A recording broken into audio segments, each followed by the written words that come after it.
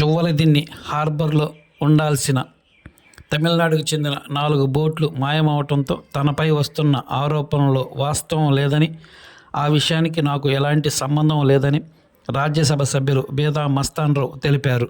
ఈ మేరకు ఆయన ఒక వీడియోను విడుదల చేశారు. కొన్ని సంవత్సరాలుగా తమిళనాడుకు, ఆంధ్రప్రదేశ్కు మత్స్యకారులకు సంబంధించి సముద్రంలో బోట్ల విషయమై వివాదం జరుగుతుందని ఆయన గుర్తు చేశారు. మన తీర ప్రాంతానికి చొచ్చుకు వచ్చిన తమిళనాడుకు చెందిన పుదుచ్చేరి చెందిన 4 బోట్లు మన మత్స్యకారుల స్వాధీనంలో ఉండగా అవి మాయం కావడంపై తనపై దుష్ప్రచారం జరుగుతుందని, తనకు ఎలాంటి సంబంధం లేదని ఆయన తెలిపారు. ఈ వివాదంపై గతంలో కూడా తాను పరిష్కారానికి మార్గం చూపినట్లు ఆయన గుర్తు చేశారు. ప్రస్తుతం దేశ ప్రధాని నరేంద్ర మోడీ, రాష్ట్ర ముఖ్యమంత్రి నారా చంద్రబాబు నాయుడు, కేంద్ర హోంశాఖ మంత్రి అమిత్ షా చొరవ తీసుకొని 2 రాష్ట్రాలకు చెందిన ఈ సమస్యను పరిష్కరించాలని ఆయన కోరారు. అందరికీ నమస్కారం, ఎల్లరికీ వణక్కం. మత్స్యకారుల గ్రామాల కాపులు, పెద్ద మనుషులు, మహిళలు, యువతకి తమిళనాడు బోట్ల విడుదల విషయంలో నాపై వస్తున్న ఆరోపణలకు సోషల్ మీడియా ద్వారా జరుగుతున్న అసత్య ప్రచారాలను ఖండిస్తూ వాస్తవాలను మీకు తెలియపరచదలుచుకున్నాను.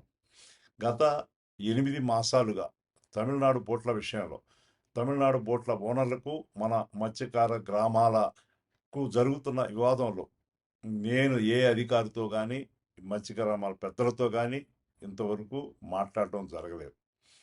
ఇతర రాష్ట్రాల బోట్ల విషయంలో శాశ్వత పరిష్కారం కోసం నెల్లూరు జిల్లా మత్స్యకారులు ఉమ్మడిగా నిర్ణయం తీసుకున్నారని, ఆంధ్రప్రదేశ్, తమిళనాడు ప్రభుత్వాలు శాశ్వత పరిష్కారం చూపాలని చెప్పి మీరు చేస్తున్న పోరాటానికి, మీ మనోభావాలకి, ప్రయోజనాలకి విరుద్ధంగా నేను ఏనాడు ప్రయత్నం చేయలేదు, చేయబోను.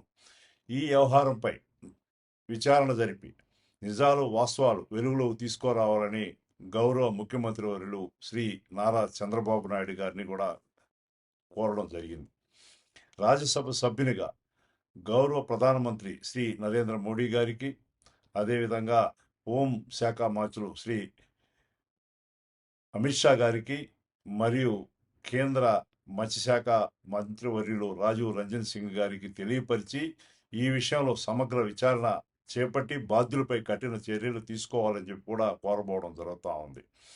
ప్రజాసేవలో నిమగ్నమైన నాపై ఇలాంటి నిరాధార ఆరోపణ చేయడం దురదృష్టకరం, చాలా బాధాకరం. మత్స్యకారుల సంక్షేమం కోసం నేను నిరంతరం కృషి చేస్తున్నాను. మన జిల్లాలో చేపట్టిన అనేక అభివృద్ధి మరియు మత్స్యకార సంక్షేమ కార్యక్రమాల కోసంగా మత్స్యకారులకు చేస్తున్న సేవ మీ అందరికీ తెలిసిందే. నా జీవితంలో మత్స్యకార గ్రామాల ప్రయోజనాలకు మరిన్ని తాజా వార్తలు ఎప్పటికప్పుడు తెలుసుకునేందుకు మన గ్లోబల్ న్యూస్ లోకల్ టీవీని సబ్స్క్రైబ్ చేసుకొని లైక్ చేసి కామెంట్ చేయండి.